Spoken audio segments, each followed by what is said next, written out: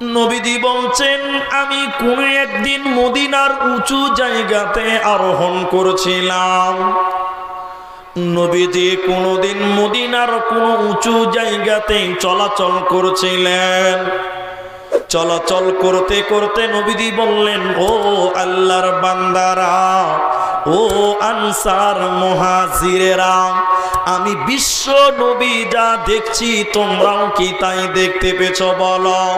আমি নবী মুহাম্মদ যা দেখছি তোমরাও কি তাই দেখতে পেছ তোমরা বলো? সাহাবীরা বললেন, না নবী গো, আপনি যেন কি দেখছেন আমরা কিন্তু তা দেখতে পেছি না। নবীজি বললেন, আনসার মুহাজিরেরা তোমরা শোনো, আমি নবী দেখছি তোমাদের বাড়ি ঘরের উপরে আসমান থেকে যেমন বৃষ্টি বর্ষণ হয়, আকাশ থেকে যেমন পানি বর্ষণ হয়, আমি নবী দেখছি তোমাদের বাড়ি ঘরের উপরে বৃষ্টির পানির মতন ফিতনা বর্ষণ হচ্ছে, অশান্তি বর্ষণ হচ্ছে, সমস্যা বর্ষণ হচ্ছে। এর মানে নবীজি বলছে তোমাদের বাড়ি ঘরে বৃষ্টির মতন সমস্যা আসবে, তোমাদের বাড়ি ঘরে শান্তি রবে না, পাবে না, পাবে না। কেমন অশান্তি হবে শুনে নাও। হযরতে মুআবিয়া রাদিয়াল্লাহু আনহু তিনি বলেন, সামি'তুন নবী সাল্লাল্লাহু আলাইহি ওয়াসাল্লাম, আমি নিজের কানে নবীজিকে বলতে শুনেছি, বিশ্ব নবী বলেছেন, মুআবিয়া রে,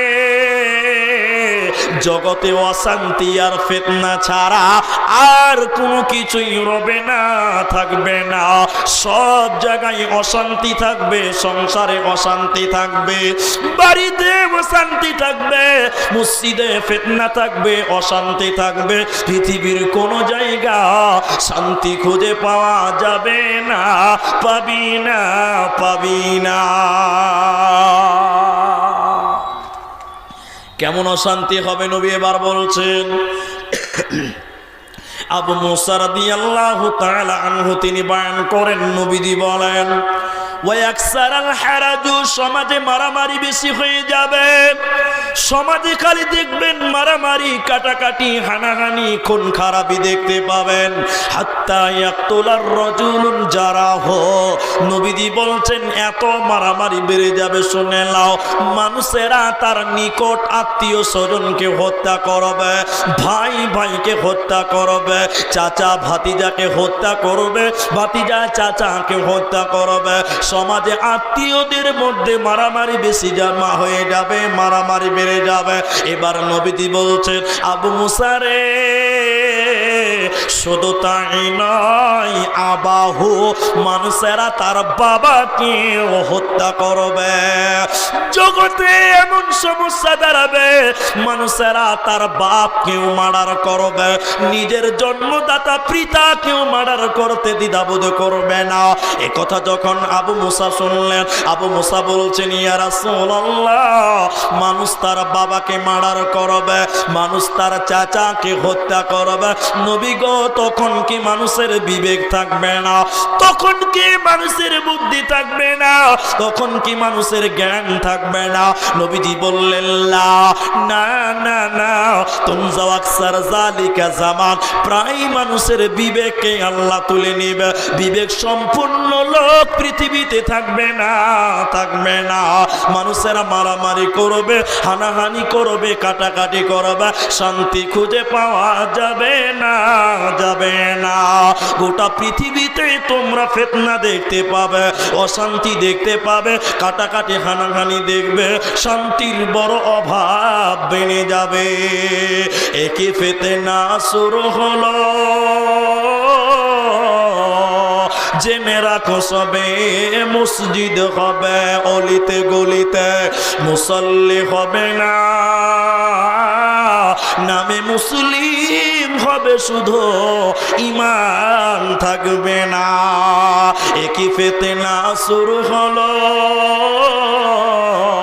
জেনে রাখো সবে কিয়ামত হবে, জেনে রাখো সবে দাজ্জাল আসবে, ঈমান লুটিবে ঈমান থাকবে না, নামে মুসলিম হবে শুধু ঈমান থাকবে না, নামে মুসলিম হবে শুধু ঈমান থাকবে না। খালি মারামারি দেখবেন।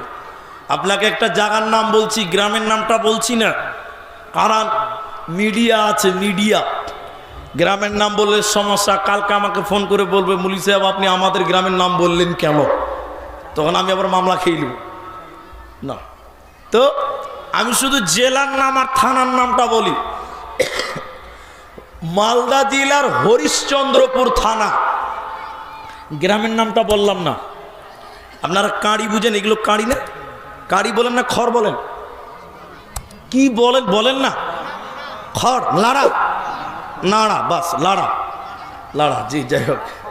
আর আমাদের আসামে বলে খ্যার, খ্যার বলে, খ্যার বলে। আচ্ছা, তো হরিশ্চন্দ্রপুর থানার কোনো একটা গ্রামে ছোট ভাইয়ের কাঁড়ি মানে খ্যার বড় ভাইয়ের গরুতে খেয়ে নিয়েছে, বুঝতে পারছেন? খ্যার রাখা আছে, চারটা কাঁড়ি লাড়া গরুতে যেটা খেয়ে নিয়েছে। এই নিয়ে ভাই ভাই ঝগড়া, বুঝেন কথাটা? নিজের ভাই ঝগড়া করতে করতে করতে করতে কন্ট্রোল করতে পারছে না ঝগড়া। আর আমাদের যখন ভাই ভাই ঝগড়া লাগে, ঝগড়া থামাবার লোক থাকে না, ঝগড়া বাড়াবার বাড়িতেই লোক থাকে, থাকে কি থাকে না? প্রত্যেকের বাড়িতে আছে না নাই? কোনোদিন ভাই ভাই ঝগড়া করবে না, ওই ভাই ভাই ঝগড়া লাগাবার লোক বাড়িতে আছে। 14 বাড়ির 14 বেটি এসেছে আর কানে কানে খালি ফিস ফিস করছে, তোমার ভাই এ করলো সে করলো। তো দু ভাই ঝগড়া লেগেছে, গরুতে কাঁড়ি খেয়েছে তার জন্য। এবার ছোট ভাই কন্ট্রোল করতে পারেনি, হাসুয়া চালিয়ে দিয়েছে। হাসুয়া বুঝেন? হাসুয়া বুঝেন না? হাসুয়া চালিয়ে দিয়েছে ছোট ভাই বড় ভাইকে। বড় ভাইয়ের পা কেটে গেছে। যখন বড় ভাইয়ের পা কেটে গেছে, বড় ভাই আর সামলাতে পারেনি, হাসুয়া চালিয়ে দিয়েছে। এই দুই ভাই হাসুয়া চালাতে শুরু করতে করতে করতে করতে করতে করতে বিচার একদম বিরাট সমস্যা হয়ে গেল। লাস্টে দু ভাই থানাতে কেস ঠুকে দিল, ই এর নামে করলো, ও ওর নামে করলো। ভাই এরা খুব শত্রু ছিল নাকি?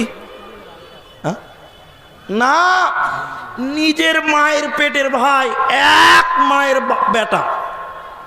তা আল্লাহ নবী বলছেন যে নিকট আত্মীয়রা মারামারি করবে। বর্তমান হচ্ছে কি হচ্ছে না বলেন? হচ্ছে না? হচ্ছে। আবু মুসা বলছেন ইয়া রাসূলুল্লাহ, যে সময় মানুষেরা মার্ডার করবে, আত্মীয় স্বজনকে মার্ডার করবে, মারামারি দেখবেন নবী গো, ওই সময় যদি আমি আবু মুসা বেঁচে থাকি কি করব বলেন? আমি আবু মুসা যদি ওই জামানায় থেকে যাই আমি কি করব নবী আপনি বলুন। নবীজি বলছেন আবু মুসা রে, আল জিম্বায়ে তাক, বাড়িতে থাকবে, বাড়িতে থাকবে, বাড়ি থেকে বের হবে না। আর তুমি জবান বন্ধ করো, জবান দিয়ে কথা বললে ফাঁসি হয়ে যাবে, জেলে যেতে হবে। আবু মুসা বাড়িতে থাকবে, বাড়ি থেকে বের হবে না, জবানকে কন্ট্রোল করো, জবান ব্যবহার করবে না।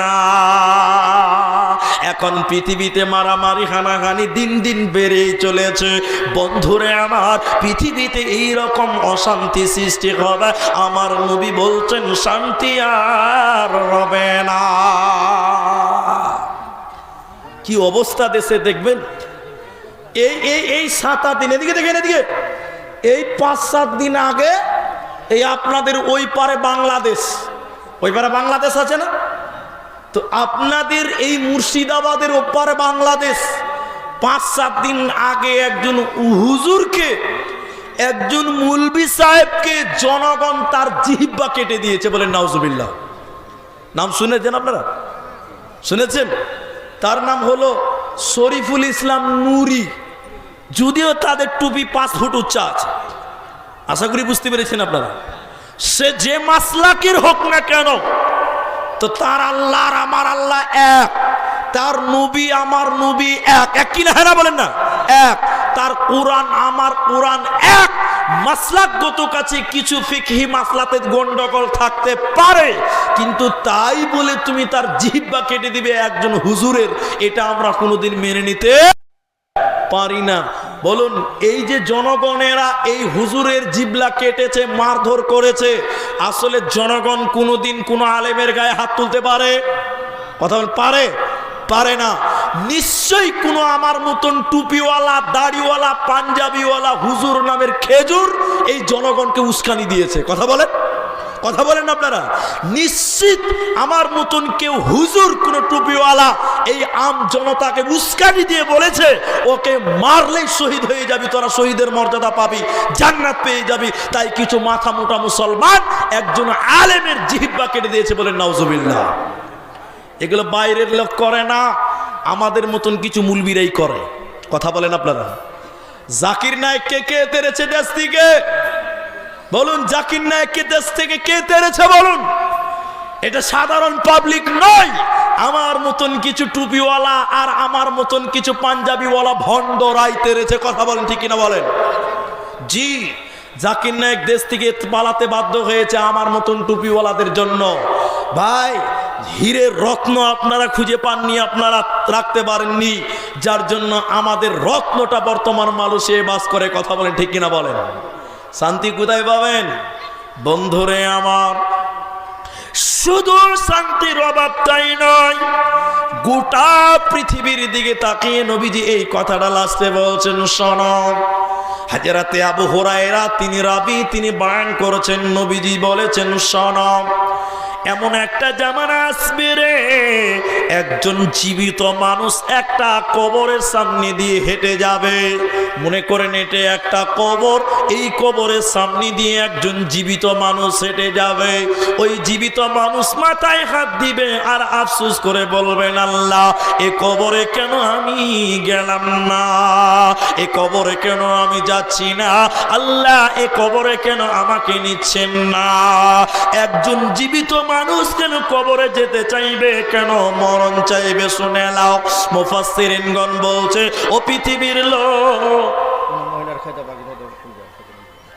গন্ডগোল তো।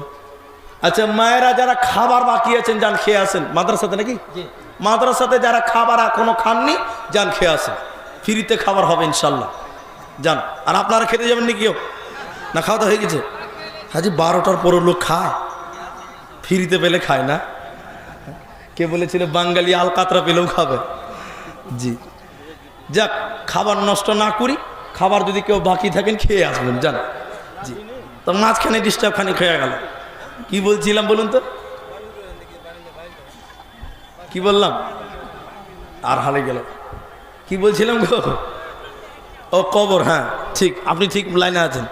জি, মাঝে মাঝে ওরকম হলে ওই হারিয়ে যাবে, গরুর হাটে নারকেল চলে আসবে, বুঝতে পারলেন তো? যাই হোক, নবীজি বললেন, একজন কবর দেখবে আর আফসোস করবে, বলবে, আল্লাহ, এ কবরে কেন আমি গেলাম না, এই কবরে কেন আমাকে নিচ্ছেন না। মুফাসসিরিনগণ বলছেন, একজন জীবিত মানুষ কেন কবর চাইবে, কবরে যেতে চাইবে? শোনো, পৃথিবীতে এমন অশান্তি, এমন ঝামেলা, এমন ফিতনা থাকবে, ওই ফিতনা সহ্য করতে না পেরে মানুষ মরণ চাইবে। একজন মানুষ সুসাইড কখন করে, ফাঁসিতে কখন ঝুলে, কখন নিজের জানকে বিলিয়ে দেয়, তার সামনে যখন কোনো পথ থাকে না, সমাধানের কোনো উপায় মিলাতে পারে না, তখন সে মানুষটা সুসাইড করে মারা যায়। আত্মহত্যা করে না, নিজের জানকে খেয়ে নেয়, কিন্তু নিজে আত্মহত্যা করা হারাম, মৃত্যু কামনা করা হারাম। তো একজন মানুষ, নবীজি বলছেন, কেন মরণ চাইবে, কবর যেতে চাইবে? পৃথিবীর সমস্যা সহ্য করতে পারবে না। তার বাস্তব প্রমাণ শুনেলেন। ও রাজগেরাম কাশিলার মুসলমান, শুনে নাও, যেদিন আসামি এনআরসির চূড়ান্ত রেজাল্ট বের হলো, যেদিন আসামি এনআরসির চূড়ান্ত রেজাল্ট বের হলো, একই দিনে 56 জন লোক নিজের জানকে বিলিয়ে দিয়েছিল। 19 লক্ষ লোক যেদিন এনআরসির তালিকা থেকে বেরিয়ে গেল, দেশের নাগরিকত্ব পেল না, একই দিনে 56 জন লোক মারা গেছিল। কেন? তারা দীর্ঘ 10 বছর কাগজ নিয়ে এনআরসির জন্য ছুটাছুটি করেছে। 10 বছর পর যখন নাগরিকত্ব পেল না, তখন বলেছিল এত সমস্যা সহ্য করা যায় না, এত অশান্তি সহ্য করা যায় না, সরকারের ঝামেলা চাপ সহ্য করতে পারে না। এর জন্য কেউ সুসাইড করেছিল, ফাঁসিতে ঝুলেছিল, কেউ বিষ খেয়েছিল, কেউ নদীতে ঝাঁপ দিয়েছিল। একই দিনই এতগুলো লোক মারা গেছিল। কেন? পৃথিবীর সমস্যা সহ্য করতে পারে না। নবীজি বলছেন এমন এমন সমস্যা পৃথিবীতে আসবে, মানুষেরা তখন বলবে আল্লাহ মরণ দাও, আল্লাহ মরণ দাও। মানুষেরা সহ্য করতে পারবে না। এমন সমস্যা আপনারা দেখতে পাবেন। এবার এখানে স্থগিত করে কয়েকটা সমস্যার কথা বলি, আবার নবীজির ওসিয়ত শোনাবো। কয়েকটা সমস্যার কথা বলি। আল্লাহ নবী বলেছেন ফাত্তাকুদ দুনিয়া ওয়াত্তাকুন নিসা, তোমরা দুনিয়াকে ভয় করো আর নারী থেকে ভয় করো। দুনিয়াকে ভয় করো, নারী থেকে ভয় করো, নারী থেকে সাবধান। এই উম্মতের জন্য সবচেয়ে খাতারনাক ফিতনা হলো নারীর ফিতনা। কথা বলেন, হ্যাঁ না বলুন না? নারী এমনই এক জিনিস, মুহূর্তে আপনার ঈমানকে তছনছ করে দিতে পারে। পারে কি পারে না? নবীজি বলেছেন মেয়েরা শয়তানের রূপে তোমার সামনে আসবে, শয়তানের রূপে। তাই আল্লাহ নবী বলছেন তোমরা শয়তান নারী থেকে তোমরা বেঁচে থাকো, ভয় করো, আর দুনিয়ার প্রলোভন থেকে তুমি রক্ষা পাও। এই দুটি নিয়ে আপনাকে 2 মিনিট কথা বলি।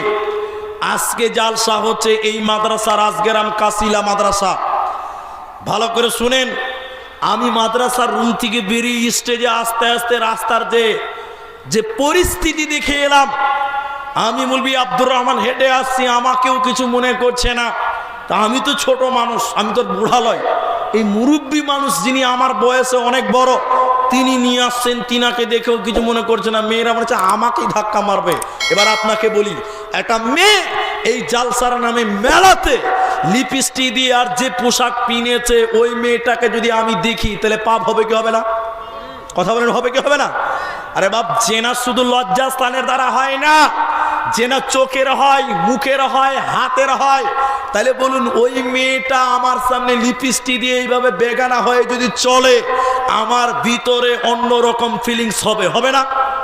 যে বলবে হবে না, তাকে বলবো কালকে তাড়াতাড়ি ডাক্তার দেখান, আপনার প্রবলেম আছে। হাসছেন? যে বলবে আমি এইরকম বেহায়া নারীকে দেখে আমার মনে কোনো পরিবর্তন হয় না, ফিলিংস জাগে না, আমি আব্দুর রহমান বলছি কালকে আপনি ডাক্তার দেখান, আপনার সমস্যা আছে, পুরুষত্বের সমস্যা আছে।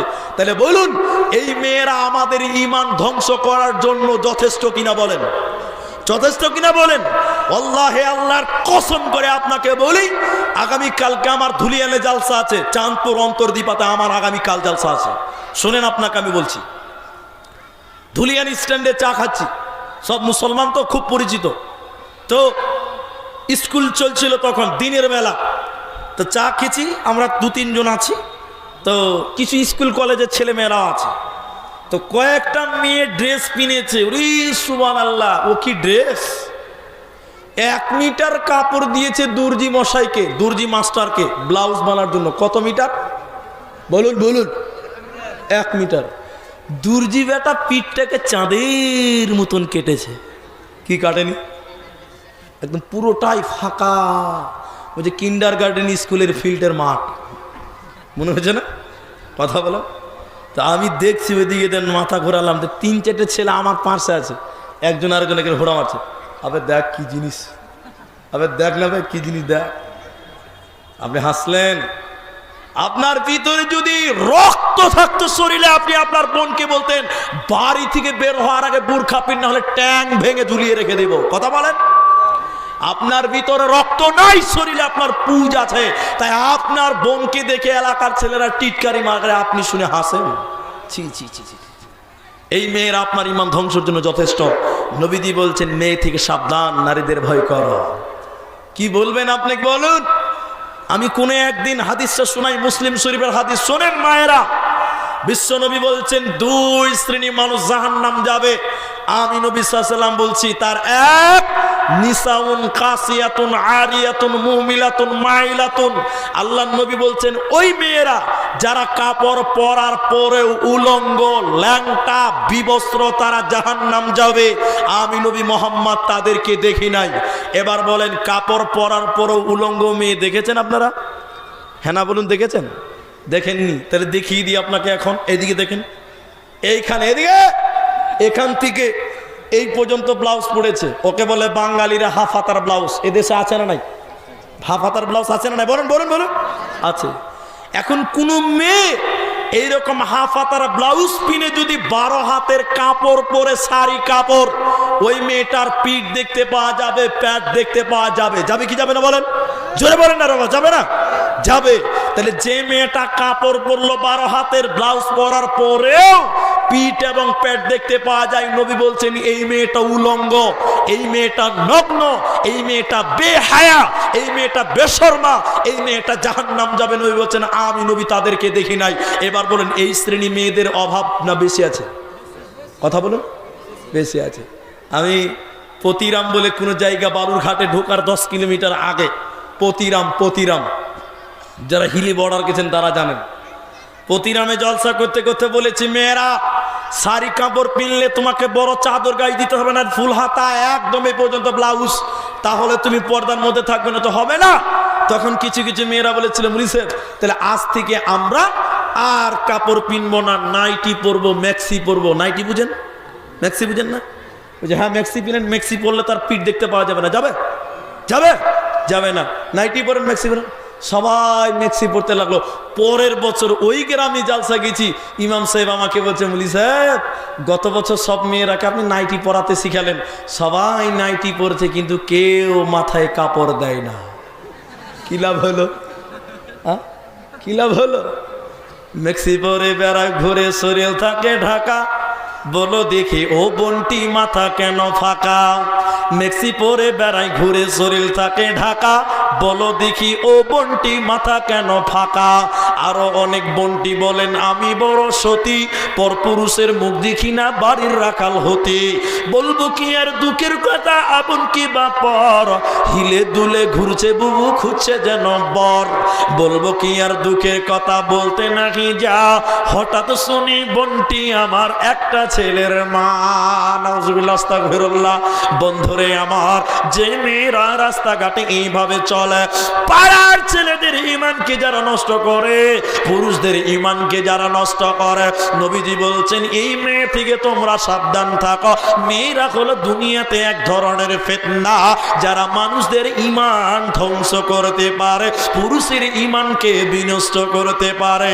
এজন্য নবী বলছেন ফাত্তাকুদ দুনিয়া ওয়াত্তাকুন নিসা, তোমরা নারী দেখে ভয় করো, নারী থেকে সাবধান থাকো। তার কারণ নারী তোমার জন্য ঈমানের খাতরা, নারী তোমার ঈমানকে ধ্বংস করতে পারে। আর দ্বিতীয় নম্বর ফিতনা কাকে বলা হয়? দ্বিতীয় নম্বর ফিতনা বলা হয়েছে দুনিয়াকে। দুনিয়া এমন একটা জায়গা, একজন দার্শনিক বলেছেন এই দুনিয়াটা হচ্ছে রান্ডিখানার মেয়েদের মতন, পৃথিবীটা হলো রান্ডিখানার মেয়েদের মতন। আপনাকে খারাপ লাগতে পারে, একজন বলছেন পৃথিবীটা রান্ডিখানা মেয়েদের মতন। রান্ডিখানার মেয়েরা কোনো সম্পর্ক বুঝে না। একজন রান্ডিখানার মেয়ের কাছে আপনার দাদু গেছিল টাকা নিয়ে, সে টাকা নিয়েছে, আপনার দাদুকে খুশি করেছে, আনন্দ দিয়েছে। এরপরে আপনার বাবা গেছে, টাকা দিয়েছে, ওই রান্ডিখানার মেয়েটা আপনার বাবাকেও খুশি করেছে। এবার আপনি টাকা নিয়ে গেলেন, আপনাকেও টাকার বিনিময়ে খুশি করে দিল, কিন্তু সে বলল না তোর বাবা এসেছিল, আমি এখন তোর মা হয়ে গেছে। রান্ডিখানার মেয়েরা কোনো সম্পর্ক বুঝে না, এরা কোনো সম্পর্ক বুঝে না। তো একজন বলছে দুনিয়াটাও সেরকম, এই দুনিয়া তোমার দাদাকে রং তামাশায় মাতিয়ে রেখেছিল, তোমার দাদা দুনিয়ার প্রলোভনে পড়ে দুনিয়াকে নিয়ে জাহান্নামের দিকে চলে গেছে। তোমার বাপ পৃথিবীতে এসেছিল, দুনিয়ার প্রেমে মেতেছিল, দুনিয়ার রং তামাশায় তোমার দাদু মেতে গেছিল, সে দুনিয়ার প্রেমে পড়ে আখিরাতকে ভুলে গেছিল, সেও চলে গেছে। এখন তুমি এসেছো, তুমিও দুনিয়ার প্রেমে পড়ে গেছো। তোমাকে দুনিয়া বলছে না রে হতভাগা, তোর বাবা এই দুনিয়া দুনিয়া করে ধ্বংস হয়েছে, তোর দাদা দুনিয়া করে করে ধ্বংস হয়ে গেছে, তুই এখন দুনিয়া দুনিয়া কেন করবি? এ কথাটা পৃথিবী বলে না। এই জন্য নবীজি বলছে দুনিয়াকে ভয় করো, দুনিয়ার প্রলোভনে তোমরা পড়িও না, নচেত ঈমান আমল সব ধ্বংস হয়ে যাবে, কোনো উপায় রবে না। নবীজি ফিতনা সম্পর্কে বলছেন কি জানেন? ফিতনা আসবে রাতের আধারের মতন। আচ্ছা আপনারা বলুন তো, আধার কি একবারেই শুরু হয় না আস্তে আস্তে হয়? এটা বলুন না রে বাবা। আস্তে আস্তে। মাগরিবের আজান দিয়েছে, সূর্য ডুবে গেল, এখনো সব দেখতে পাওয়া যায়, কিন্তু আফসা আফসা আফসা বুঝেন তো, মানে ঝাপসা ঝাপসা। একটু পরে মাগরিবের নামাজ পড়ে বেরোন, অন্ধকার হয়ে গেছে, কিন্তু এখনো পূর্ণাঙ্গ অন্ধকার হয়নি। বাড়িতে আস্তে আস্তে আস্তে দেখবেন অন্ধকার হয়ে গেছে। এশারের সময় নামাজ পড়তে আসবেন, টর্চ লাইট ছাড়া হচ্ছে না। কি বলছেন? হ্যাঁ না বলেন না? তাহলে হুট করে কিন্তু অন্ধকার হয় না, হয় না। নবীজি বলছেন ফিতনা আসবে ওই রকম রাতের মতন, একবারে হুট করে গোটা দুনিয়াকে গ্রাস করবে না, আস্তে আস্তে ফিতনা আস্তে আস্তে আস্তে আস্তে পুরো পৃথিবীকে গ্রাস করে নিবেন, আকর্ষণ করে নিবে, ধরে নিবে। নবীজি বলছেন শোনো, তখন একজন মানুষ সকালা ইমানদার থাকবে তো বিকালা বেঈমান হয়ে মারা যাবে। একজন লোক সকালা ইমানদার থাকবে তো বিকালা কাফির হয়ে মারা যাবে। লোকেরা দিন ইসলাম ইমানকে দুনিয়ার স্বার্থে বিক্রি করে দিবে। এত ভয়ঙ্কর জটিলতা পৃথিবীতে আসবে। কিন্তু নবীজি বলছেন শোনো, ওই সময় যারা ইমানের উপরে টিকে থাকবে, ওই সময় যারা ইমানের উপরে টিকে থাকবে, বন্ধু আমার, নবীজি বলছেন ওই সময়কার ইমানদারদেরকে 50 জন সাহাবীর সম পরিমাণ নেকি তাকে একাই দেওয়া হবে। বলেন সুবহানাল্লাহ। ওই টাইমের উপরে, ওই ফিতনার যুগে যারা ধৈর্য ধরে ইমানের উপরে টিকতে পারবে, বিশ্বনবী বলছেন 50 জন সাহাবীর সম পরিমাণ নেকি দেওয়া হবে। কিন্তু ইমানের উপরে টিকে থাকা এতই কঠিন হবে, গরম কয়লা হাতে নিয়ে থাকা যত কঠিন হয়, গরম গরম কয়লা হাতে নিয়ে থাকা যত কঠিন, অতটাই কঠিন হবে ইমানের উপরে টিকে থাকা। ইমান নিয়ে টিকে থাকা বড় কঠিন হয়ে যাবে। এই ফিতনার যুগে ইমান নিয়ে টিকে থাকা বড় কঠিন। কঠিন কিনা বলেন? এটা সাবান কিনতে যান, এদিকে দেখেন, এদিকে দেখেন, সাবান কিনতে গেছেন, 20 টাকা নিয়েছে আপনার কাছে, 20 টাকা। সাবানটা যখন হাতে দিবে দেখবেন একটা ম্যাডাম দাঁড়িয়েছে, কি নাই? হ্যাঁ না বলুন না? আছে না ম্যাডাম? আছে। আপনি তেল কিনবেন, মাথায় তেল দিবেন, শালা আমার বাপের টাকাতে তেল কিনবো বলে ল্যাংটা মেয়েকেও কিনতে হবে, কি নাই? তেলের সুবিধা এক ম্যাডাম হি হি করে হাসছে। কি হাসে না? কি করবেন? চাল কিনবেন, চালের বস্তা 1200 টাকা। ওই চালের বস্তাতে এক ল্যাংটা মেয়ে দাঁড়িয়ে আছে। তাহলে বলেন ইমানের উপরে থাকা কঠিন কিনা? কঠিন না? কত জটিল। এখন আবার বোরখার নামে ফ্যাশন দুনিয়াতে তৈরি হয়েছে, কি হয়নি? এত সুন্দর বোরখা, কোনটা তার উঁচা, কোনটা নিচা, কোনটা টেঁড়া, কোনটা বেকা, সব বোঝা যায়, তার নামও বোরখা। কি বলেন? বোরখা না এর নাম? এটা বোরখা নয়, এটা বোরখা নয়, এটা হলো ফ্যাশন, এটা হলো ডিজাইন। এই বোরখা। আবার কিছু কিছু মেয়েরা বোরখা পিনছে পুরো মুখ খোলা, কি আছে না? এই মুর্শিদাবাদের সুতি থানাতে আমার সঙ্গে ঝগড়া হয়েছিল জানেন, জালসাতে। অনেকে হয়তো দেখেছেন, এক জালসাতে আমাকে বাধা দিচ্ছিল এক বয়স্ক লোক, দেখেছেন এই মাসলাটা নিয়ে। ও বলছে না মেয়েরাও মুখ খুলে রাস্তাঘাটে চলতে পারবে। আমি বলেছি তোমার বউকে ল্যাংটা করে ছেড়ে কথা। কি বলছেন?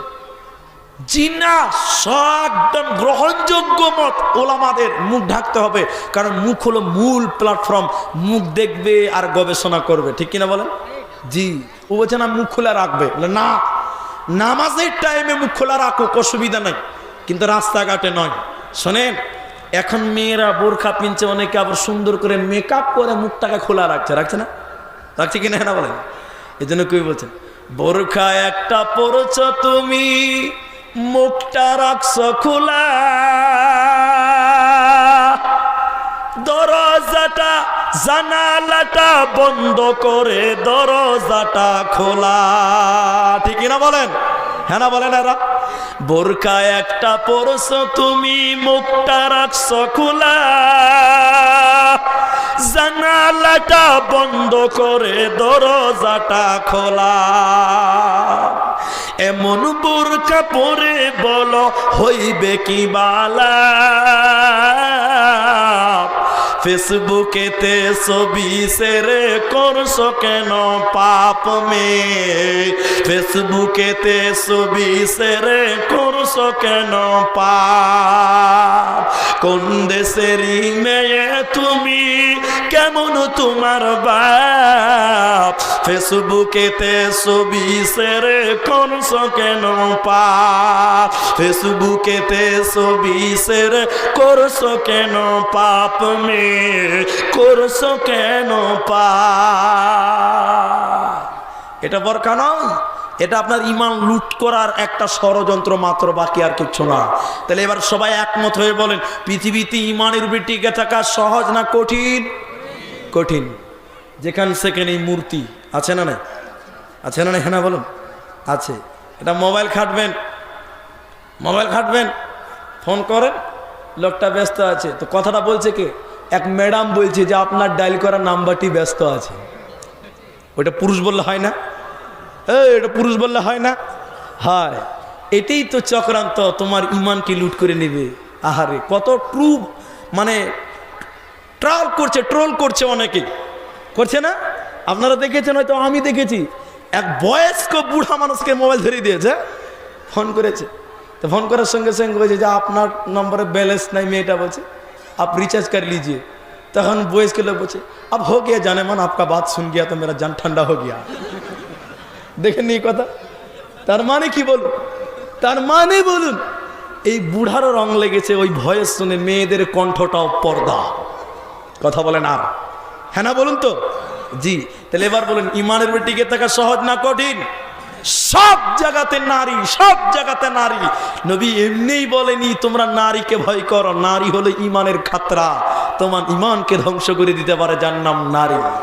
ফেসবুক ঘাটবেন, কত যে ফেক আইডি আছে তা আল্লাহ মাহবুব জানে। বেটা ছেলে মেয়েদের ছবি দিয়ে দিয়েছে, আর একজন মগা এক বোকা ছেলে ওর সঙ্গে চ্যাটিং করছে সারা রাত।